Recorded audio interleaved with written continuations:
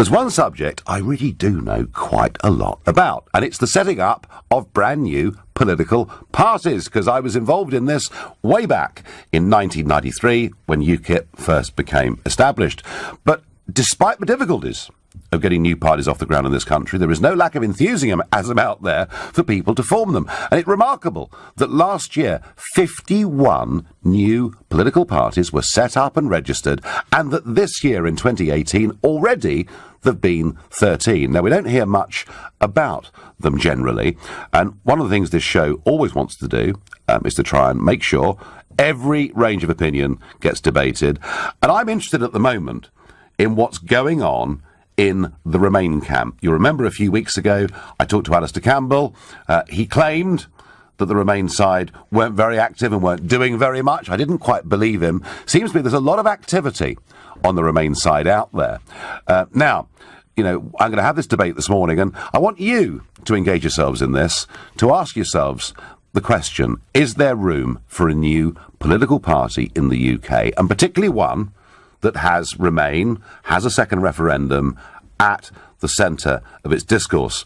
And you can engage in that by calling 0345 6060 973. You can text to 84850. You can tweet using the hashtag Farage and LBC at LBC. And, of course, you can watch us on Facebook and comment there too. Well, joining me this morning is Sandra Kaduri. She's the co-founder of Renew, a new political party, recently registered, and I think you've had your first press launch, is that right? We have. Renew was set up last autumn after the elections by a group of independent candidates, and I joined them straight after. And our proposition is basically we want to rethink Brexit, renew Britain. And we believe that we want to deliver social change for the country and address inequality, drive prosperity, but from a position of strength within the European Union. Right, so effectively, for you to be successful with the goals of your party, you have got to have a second referendum, haven't you? Well, we think the tide is turning, actually, Nigel. We do see that many campaigning groups, as you say, are coordinating better now. And we're tapping into a feeling among voters that they didn't know everything that leaving the EU would be about. There's now more information on the table. There are the semblance of a deal coming together. We're not even still clear what that deal is. And now that this information is available, we think the voters deserve another chance to see whether or not they agree. OK. No, I mean, I hear that. And yet, isn't your difficulty that a few weeks ago, sitting in that very chair, was Sir Vince Cable, leader of the Liberal Democrats, who kind of pretty much said exactly the same thing that you've just said. So we've got the Liberal Democrats who want an exit from Brexit, you know, want a second referendum, and will make the same economic arguments broadly that you're making. We've got the Labour Party, you know, going through a big change in their Brexit policy. Key speech tomorrow that Jeremy Corbyn is going to make, but it looks like the Labour Party are going to be committing to us being signed up to a customs union. We don't quite yet know where they are on the single market, but it would appear, despite Frank Field and Kate Hoey warning them that there are 4 million Brexit Labour voters, but it seems like Labour are going in that direction. So why do we need Renew, a new political party, if effectively that ground is covered already? We are a brand new party, and I think that's important that we have a clean slate. We actually have to go back to the people. Millions of people feel politically homeless. They feel politicians are out of touch. The major political parties are riven by disagreement and infighting. Labour's on the fence about the European Union. The Conservative Party are botching negotiations terribly. The Liberal Democrats have been discredited and failed to make an impact at the polls. We need something new to create a new vision for the country. We're at a critical situation now. We need to go back to the people, find out what's wrong, what's working, what's not, and what gives them hope for the future. And we are on a wrong path right now, Nigel, and we really do feel people need a new alternative so they can make another decision about where we're heading. So who's your leader? We have 3 leaders at the moment. 3? I'm one of them. Yes, 3? It's a new how on earth are you going to get the British public to understand a political party with 3 different leaders? Actually, I think it's a really wonderful proposition. We've got 2 of our leaders are currently out and about, a Listen to Britain tour. We're carrying out surveys to ask people what's working, what's not, what gives them hope. They are visiting universities, schools, colleges. They're going campaigning in the street. They're mobilising our 800 candidate applications for Parliament.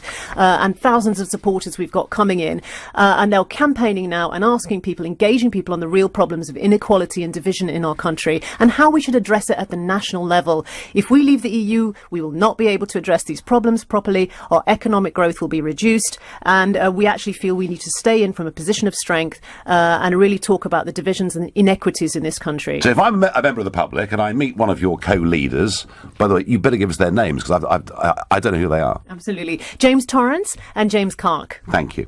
So I'm out there and I meet one of the Jameses on the street and I say, right, new party, Renew. OK, what's your policy on the National Health Service?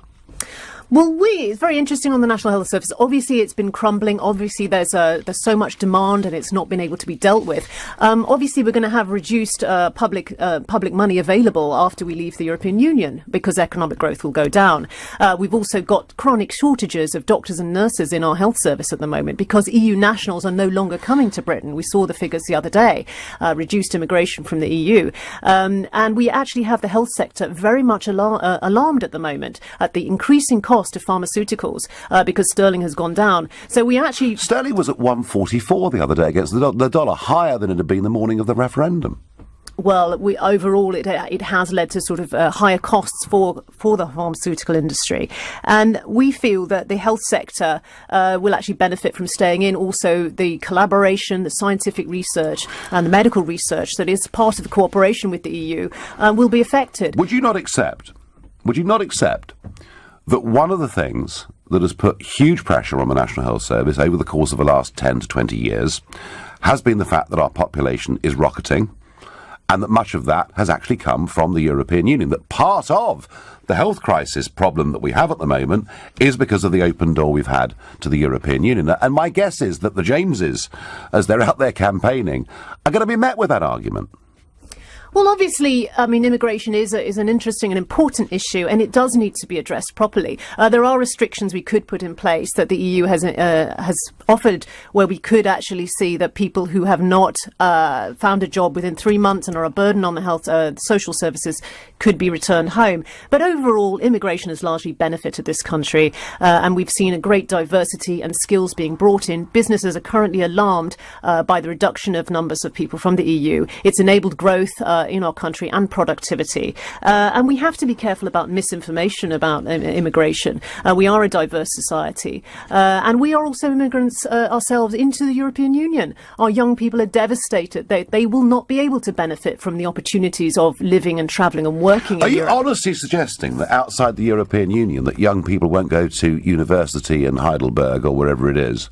Well, all that's up in the air, isn't it, Nigel? I mean, it will definitely not be as easy as it is while we are in the EU. There's a very big world out there. And actually, in many ways, our young people, when they have their gap years, don't really choose Europe anymore. They choose the rest of a world that in many ways is getting much, much smaller. 17.4 million people voted. The biggest exercise in democracy ever taken place in this country. A remarkable result given virtually the entire establishment, Goldman Sachs, through to, big businesses, through to political figures, senior figures, not just from Britain, but across the whole world. And despite this, in this great exercise of democracy, we voted to leave. Isn't your party an anti-democratic party if you want to overturn that? We're actually strongly democratic, in fact, Nigel. We are actually looking for 650 candidates for Parliament, which is a huge exercise in representative democracy. But the fact is, we had a referendum. Mm-hmm. We were told by the establishment that whichever way we voted to leave, that would be a binding result and that Parliament and the government would hold faith with the people. And here you are, setting up a brand new party that wants to go completely against that. Well, we do want to go back to the people now. Now there's more information on the table. Well, it would be a first vote on the final deal.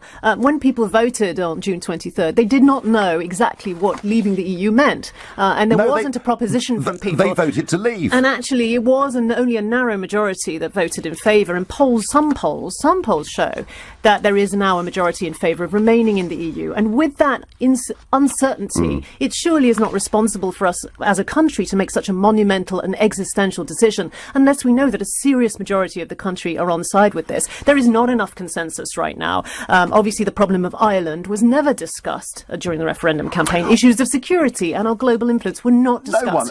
I mean, no Scotland, one. our major cities. No one disagrees. No one disagrees. Nigel, That, of course, this is complex. But Sandra, the point I'm making is we did have a result. Let me ask you.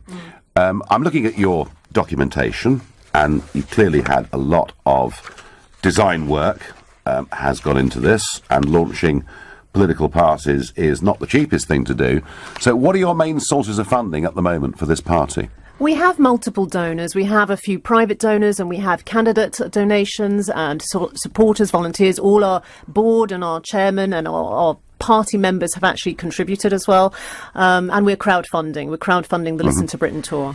Have you directly or indirectly taken any money from George Soros? No, we have not. And would you take money from George Soros's organisations? Well, I would think about it. We haven't really talked about that properly at the moment. But obviously a new party does need some funding, and we will be interested in people who share our vision, who actually want to support the idea of a new grassroots movement that is actually going to offer a new vision for people and for the country, which desperately needs to come back together.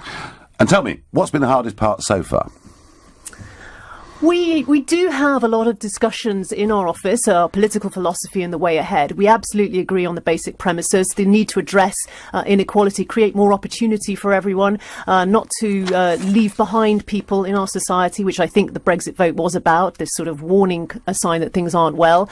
People haven't all benefited. But we also want to embrace the future, be modern and embrace the digital revolution, and actually work with our partners in the EU to address big critical problems that we're going to face.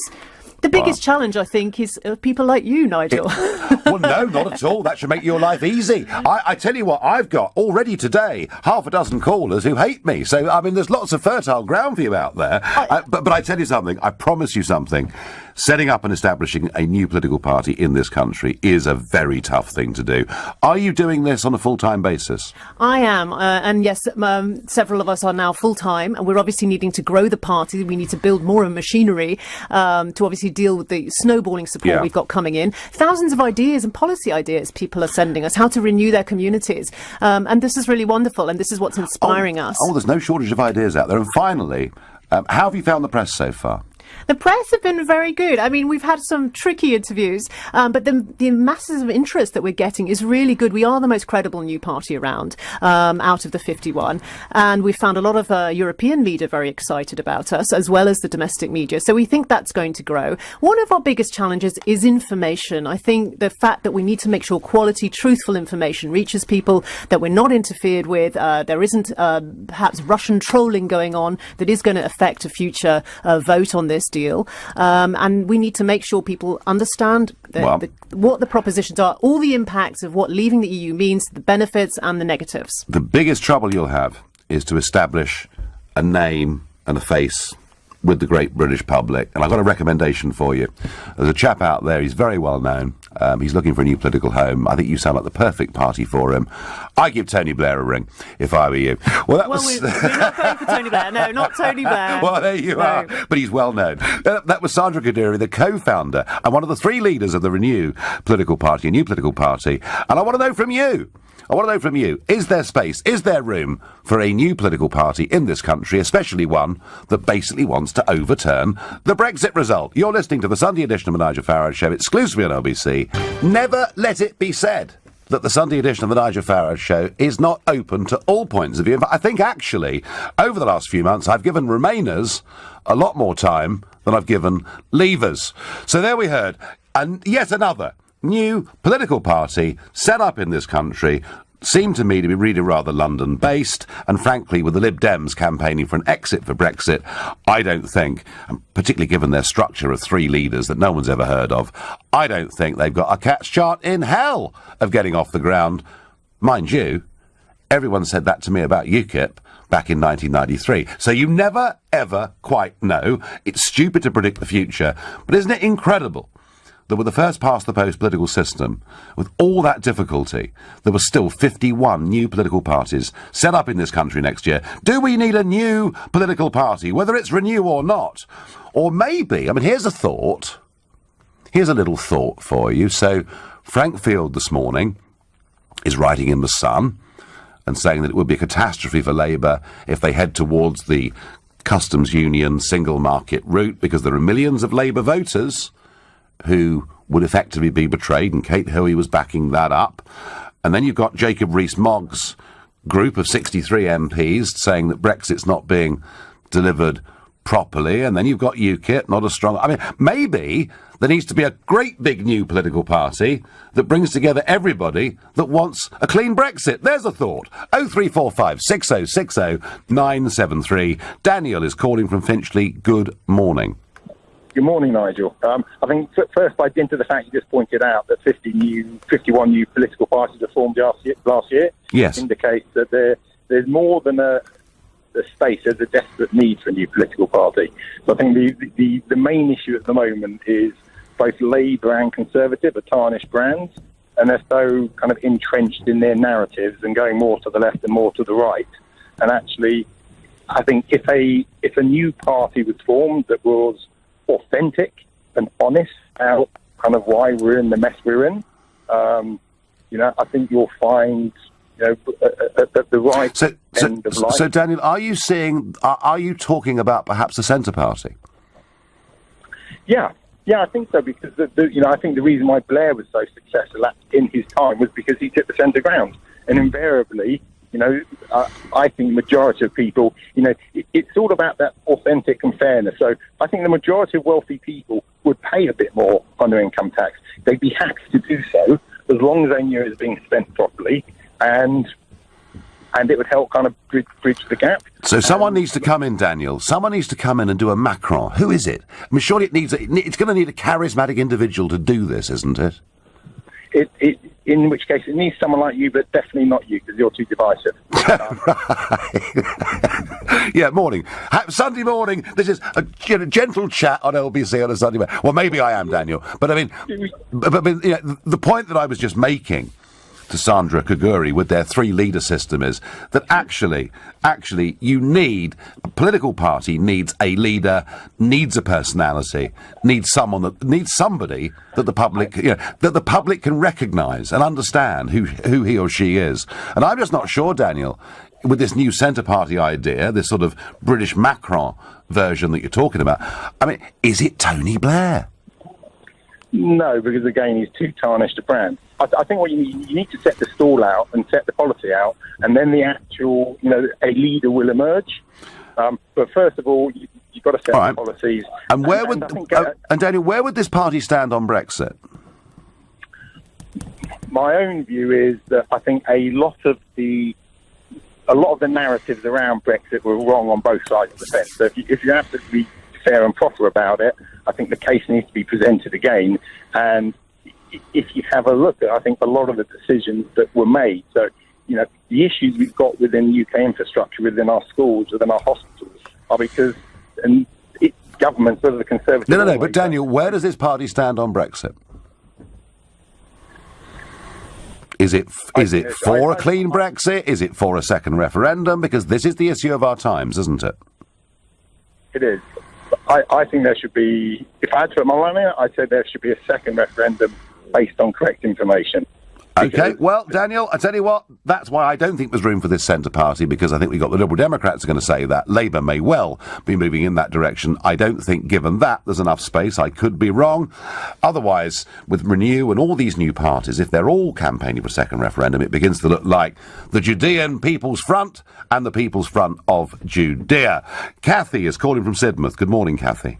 Good morning. So, is there room for a new political party in this country? No. I don't think there is, not at national level. Mm-hmm. I'm actually leader of the East Devon Alliance, and The East Devon Alliance, is that a party? Yes, it is, indeed. Right. But we focus on local governments, local democracy. There's a desperate need for improvements in local democracy. Oh. The accountability. So, Kathy, just get this straight. So, unless you're part of a political party, it has to say independent, doesn't it, on the ballot paper? It does indeed. So, when you run for local council, it's East Devon Alliance, and that's clear, yeah? Yes. OK, interesting. Sorry, go on. Yeah. Yes, and what we stand for is transparency, accountability and democracy. And although it's fantastic that people get excited about forming new political parties, there's such a battle to be fought at local level where we're fighting the impact of government policies every time we're at a council meeting. And how many councillors, Kathy, do you have across East Devon? We got 10 councillors elected in 2015 as East Devon Alliance, and we now also have a county councillor as well. Interesting. And do you get the feeling that people like the concept of a local political party? Yes, very much so. Interesting. Because we're listening to what really matters to people locally, whether that's service cuts as a result of austerity, the massive changes going on privatising in the NHS and closing our community hospitals. These are the things that people can really see we need to be fighting about.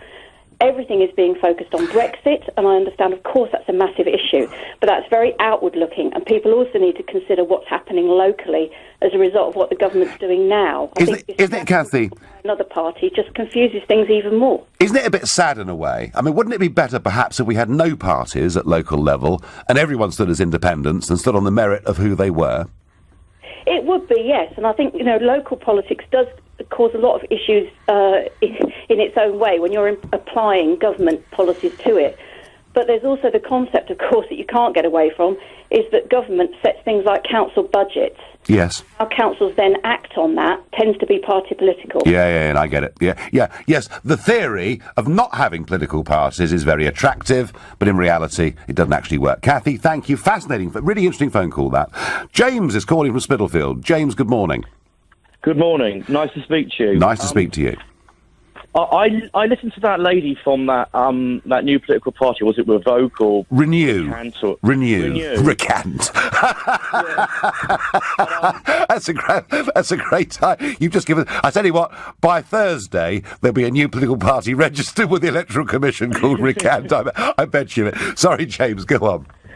That's right. Well, I just think basically it's a good thing, and the reason is because now people that want to whinge and vote for Remain can split their votes between the Greens and the Lib Dems and Labour, and using our first past the post system, actually that harms their cause, and it's good for our cause. But the point I wanted to really make was, with first past the post, UKIP did really well in 2014 in the European elections.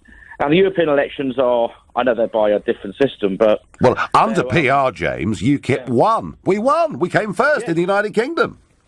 But it feels like it was about... The European elections was about a particular issue. And when it came to the general election in 2017, all the people in the north, most of them, who had voted Leave in the referendum, were offered sort of pure socialism by the Labour Party that then lied to them about their intention to properly leave the EU, deceived them, and they all just switched back to voting Labour. And it just struck me that... So where do they go now, James? Well, what needs to happen, I think, is there needs to be a left-wing Leave party, and I think people in Sunderland, people in Hull...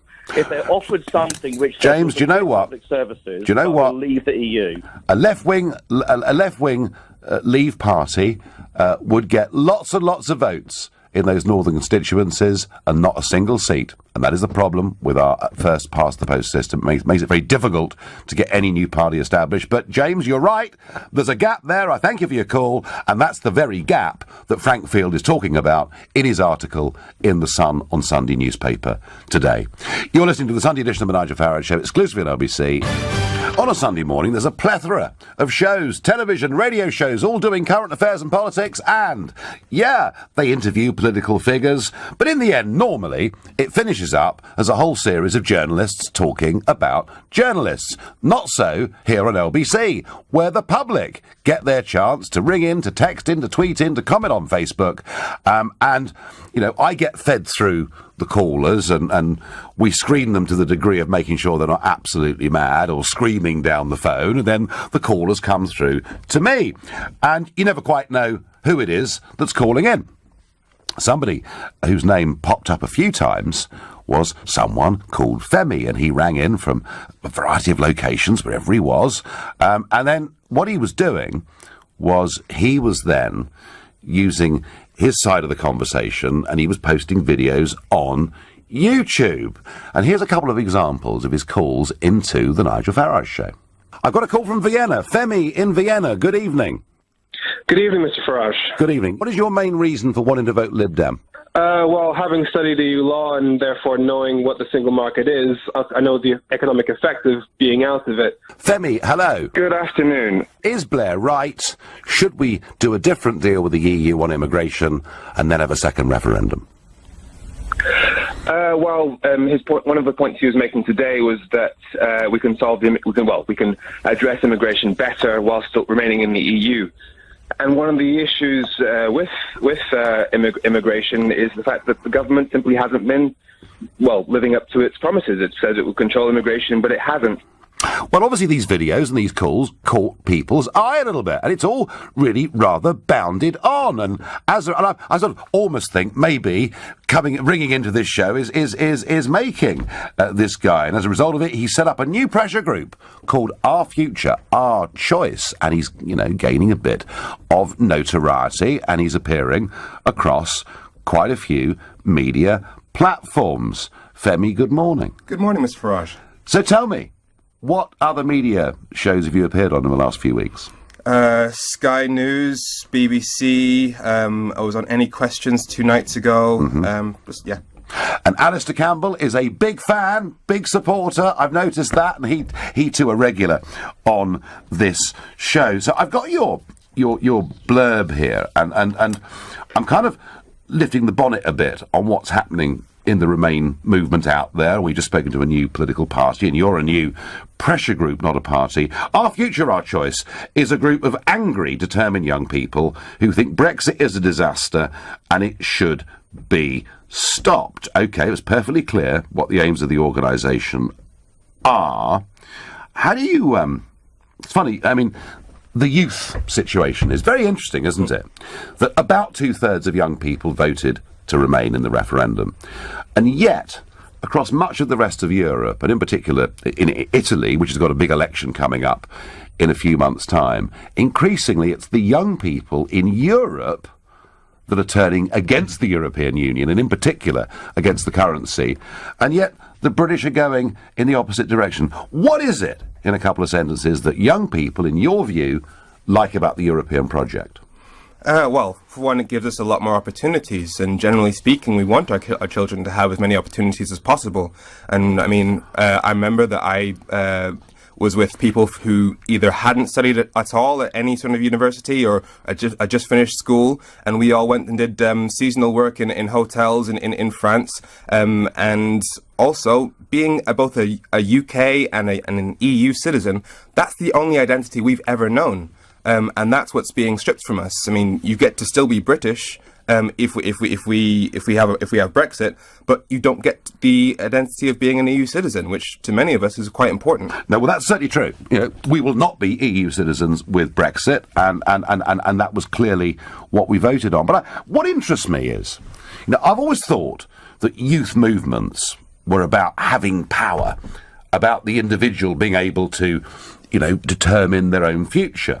And what I find remarkable is, I understand why in Italy, for example, young people don't like the European project because the currency hasn't suited them very well. I get that. What I don't understand is if we're part of it, you as individuals would have more democratic rights and more power in a Brexit Britain than you could ever have in a European Union where the system of lawmaking is fundamentally undemocratic. Why would young people support a system where the European Commission has the sole right to make legislation? Well, for one, as for the comparison between the UK and countries like, Poland, for example, there are a whole bunch of special exceptions that are made for the UK.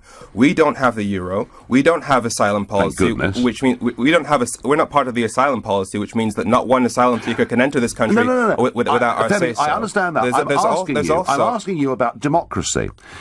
Parliamentary democracy. Well, this is part of democracy, as in we've made these choices that other countries don't have to make because we have a significantly more powerful position. We don't have asylum policy. We're not in Schengen. But what we do have is virtually every single piece of our commercial lives legislated somewhere else, something over which the British voter cannot do a single thing to change any of those laws. I mean, even if all 651 of our MPs were to vote against a piece of European legislation, we can't change it. Let's just address the notion that the EU is undemocratic.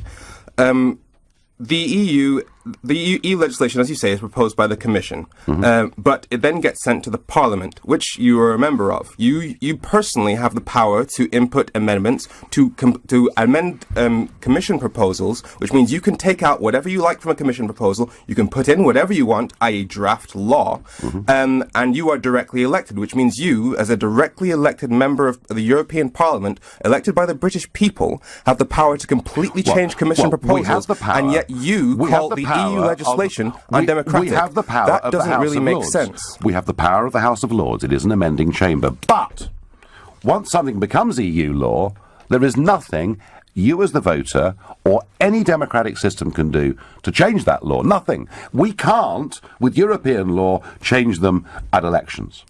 Well, at elections, you vote for the MEPs who will then have the power to change those laws. They can't change the laws because the only way any repeal can come is through the Commission. The Commission, who's appointed by heads of government. Appointed by heads of government who we elect. Well, that's the point. Heads of government who we elect. Next question: EU law. You specialise in EU law. Again, youth movements always strike me as being about freedom. We live under common law in this country, as does Ireland. The rest of Europe lives, of course, under a very different legal code, where they haven't even got the basic protections of habeas corpus. Several parts of Europe where you can be left in prison for 6 months, 9 months, a year, without a charge even being brought. I would presume that you would rather we kept our common law system than move deeper into a European Union. Absolutely, I love common law. I mean, I studied it. So you love the EU. But you love the bits of it we're not part of.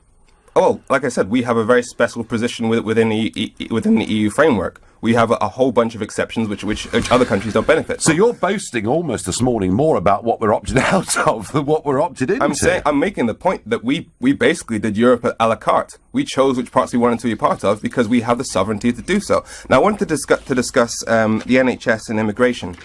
Hang on.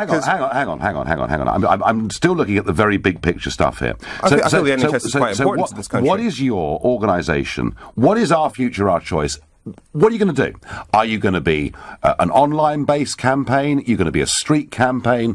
What is your plan?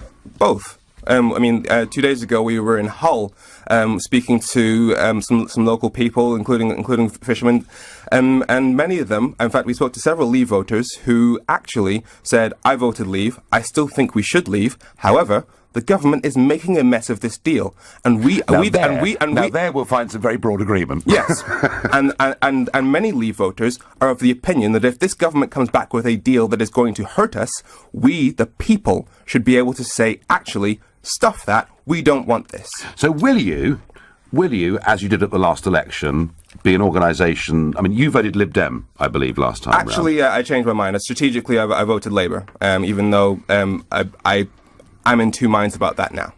Okay, but Jeremy Corbyn himself, of course, has always been a Leaver, hasn't he?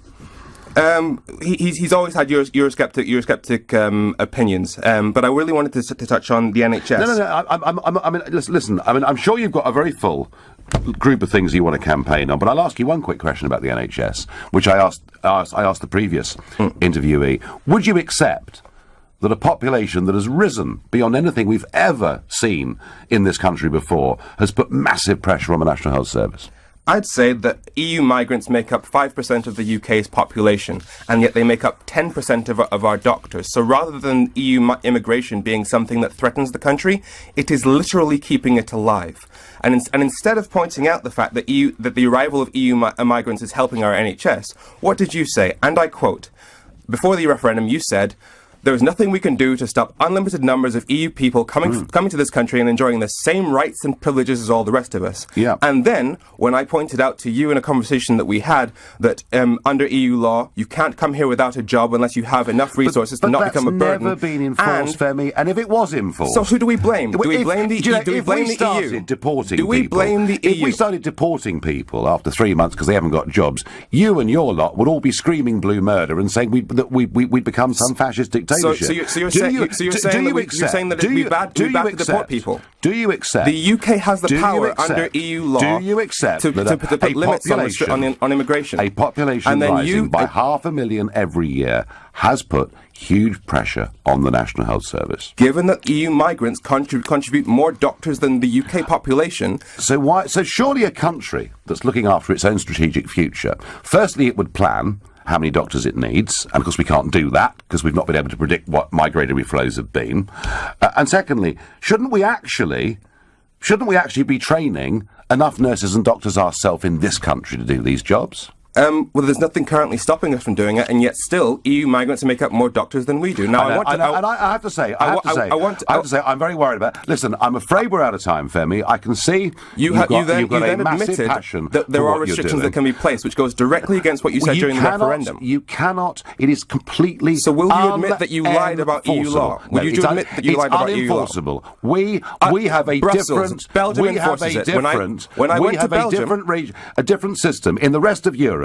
You have to contribute to get benefits. We do not have that link. When I went to Belgium, that is why they made me register. I know. That is why our National Health Service is very, very different to the health service across the rest of Europe. The NHS was a contentious issue, but it's not as contentious. It's not as contentious as a whole mushrooming of organisations. In both Belgium and Austria, I was required to register, explain my job prospects, provide a copy of my employment contract, and try and talk through interviews, you'll find that very few people invite you back.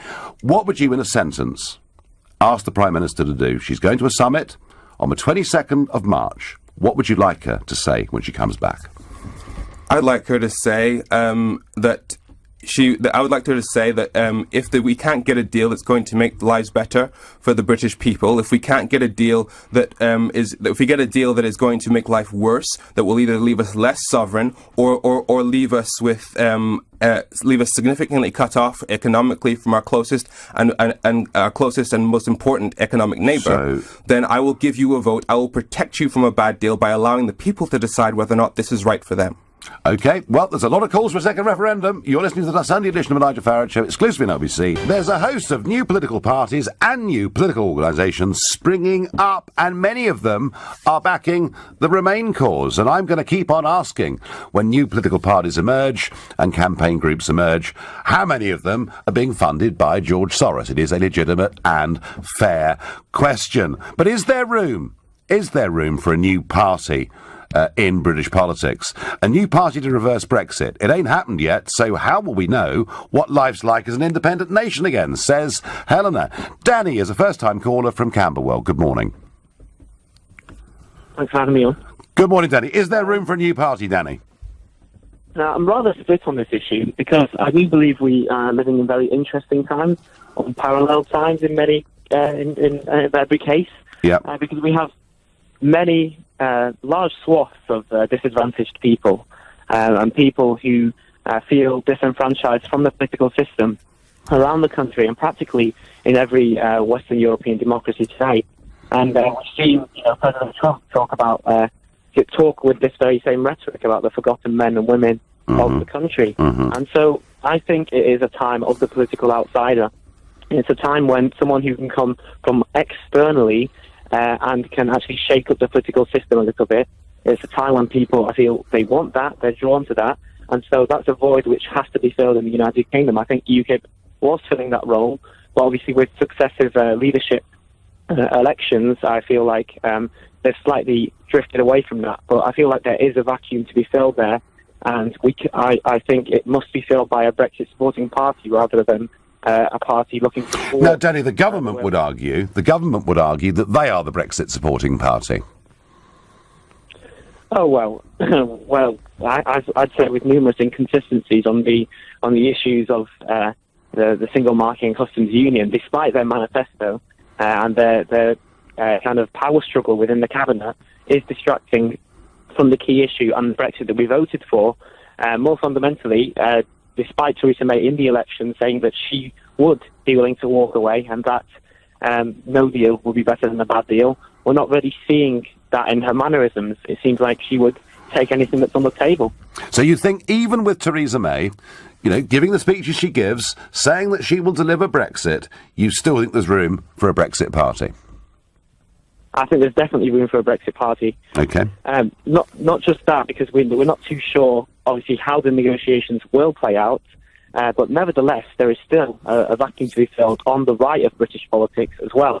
What that caller referred to earlier as a left-wing Brexit-supporting party, that's certainly an idea that would work, because that's not really a vacuum that's being filled, and certainly many people within the northern heartlands of the UK would be supportive of that. But definitely on a right, low-tax party, with one that supports low regulations, I think we have a vacuum for that too, because the Conservative Party has not necessarily filled that role. Danny, if we had PR, both of those parties would establish a good headcount in Parliament. Under our current system, they're not going to get anywhere. Danny, I thank you. Martin is calling from Croydon. Good morning, Martin. Good morning, Nigel. So, is there room for a new party?